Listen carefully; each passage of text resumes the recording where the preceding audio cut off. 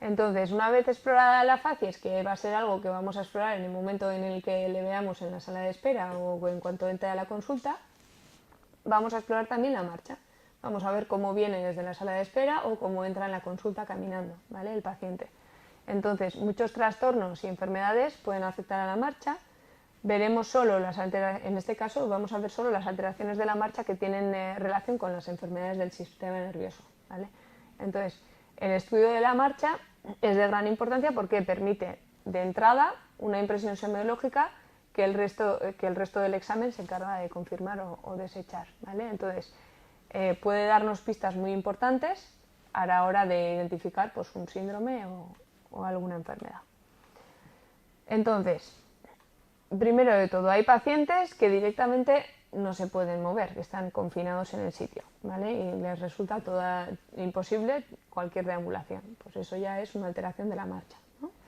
Luego, hay otras personas que son capaces de deambular y si son capaces de deambular hay que mirar, por ejemplo, hay que hacerles sentarse en la camilla y levantarse. ¿Por qué? Porque muchas enfermedades que son musculares lo que hacen es una pérdida muscular que, por ejemplo, levantarse de la silla pues cuesta bastante. Entonces hay que mirar un poquito las dificultades que tengan para levantarse. Luego hay que ver cómo se mantiene el paciente erguido, quieto, en el mismo sitio, ¿vale? Entonces si separa mucho las piernas, por ejemplo, para mantener el equilibrio, que se llama aumento de la base de sustentación, suele ser porque tienen una falta de equilibrio, ¿vale? Entonces esto puede ser que tenga que se estén enfermos de alguna de las vías vestibulares. O si titubean al estar de pie, haciendo como balanceo hacia los 4 puntos cardinales, esto se ve en pacientes que tienen lesionado el sistema cordonal posterior, ¿vale? O de las vías de centros cerebelosos.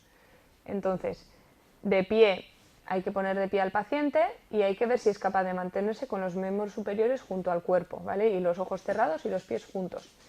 Entonces, si tiene tendencia a caer con los ojos cerrados, decimos que la maniobra de Romberg, que es esta que hemos dicho, es positiva, ¿vale? Suele ser positiva en los pacientes con enfermedades vestibulares, o sea, con un vértigo.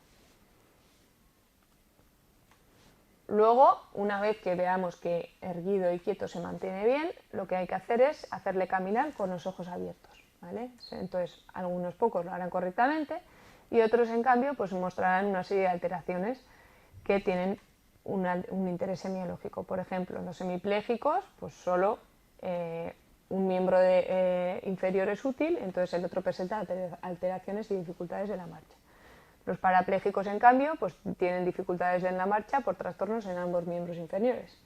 Los cerebelosos no podrán caminar en línea recta, sino que irán en zigzag, ¿vale? Caminarán de lado a lado. Luego habrá pacientes que para caminar tengan que elevar la pierna y el pie que se encuentra algo caído o paralizado, para que no choque con el suelo. Es como un paso de buceador, ¿vale? Cuando llevan las aletas y caminan así como levantando el pie mucho. Entonces son pacientes con parálisis del nervio ciático popliteo externo y tienen estepaje, se llama así, marcha en estepaje.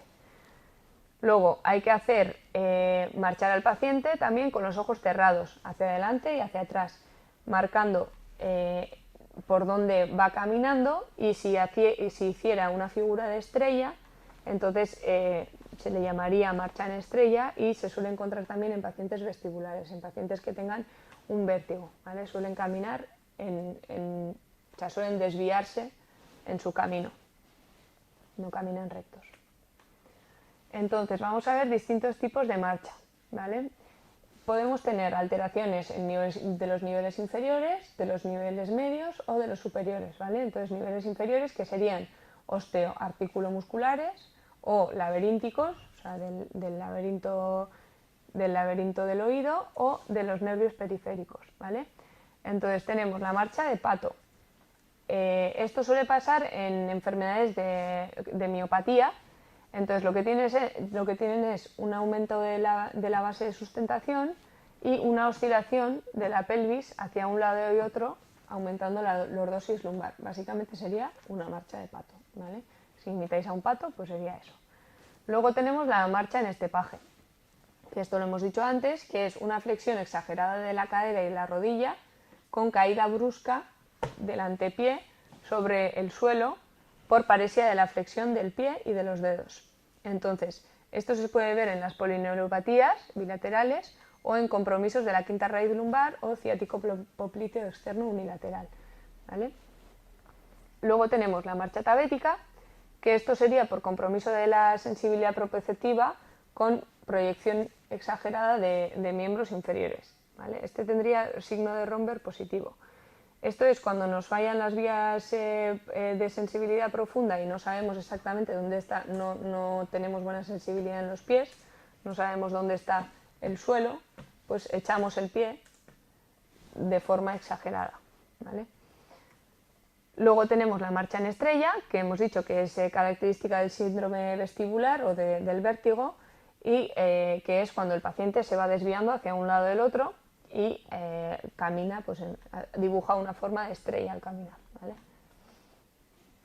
Luego tenemos las alteraciones de los niveles medios. Entonces tenemos la marcha de la paresia espástica, que tenemos el miembro inferior en extensión y aducción con tendencia a apoyar el antepié y los dedos gordos, ¿vale?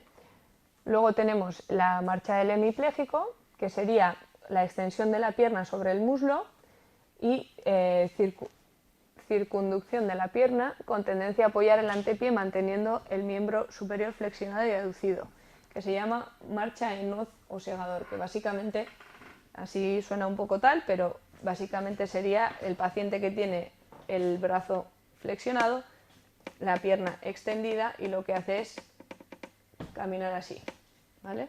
Hace giro de toda la pierna para apoyarlo adelante, ¿vale? Que esa sería la marcha del hemipléjico. Luego tenemos la marcha del parkinsoniano, que esto es una marcha con una dificultad en el inicio de la marcha, con aumento de la base de sustentación porque tienen poco equilibrio, dan pasos muy cortitos y tienen dificultad para despegar los pies del suelo, van arrastrando los pies, ¿vale? Entonces, también tienen pérdida de los movimientos de balanceo de los miembros superiores y tendencia a la actitud en flexión. O sea, lo que hacen es básicamente tener los brazos quietitos al lado del cuerpo, se ponen un poquito hacia adelante y dan pasitos pequeños. Y caminan así, arrastrando los pies y hacia adelante. Luego tenemos la marcha distónica, que sería un aumento de la flexión de la cadera y extensión y aducción del pie, ¿vale? Y luego tendríamos por último la marcha táxica cerebelosa, que eso sería un aumento de la base de sustentación. Como hemos dicho, el cerebelo también tiene función de equilibrio, entonces aumento de la base de sustentación, asinergia en miembros inferiores y tronco y torpeza con dificultad de modificar el ritmo y dirección, con o sin tendencia a que se caiga hacia un lado o el otro, ¿vale? Y por último tenemos las alteraciones de los niveles superiores, que entonces tendríamos una marcha apráxica, que es una dificultad o retraso en su iniciación, dificultad para despegar el pie del suelo, inseguridad en los giros, dificultad motora sin déficit piramidal, extrapiramidal o cerebeloso notorio. Se suele asociar a la hidrocefalia normotensiva, ¿vale? Y luego tenemos por último la marcha histérica, que sería alteración en la iniciación y curso del movimiento, imprevisibles y con estereotopía y rareza, o sea, caminan raro.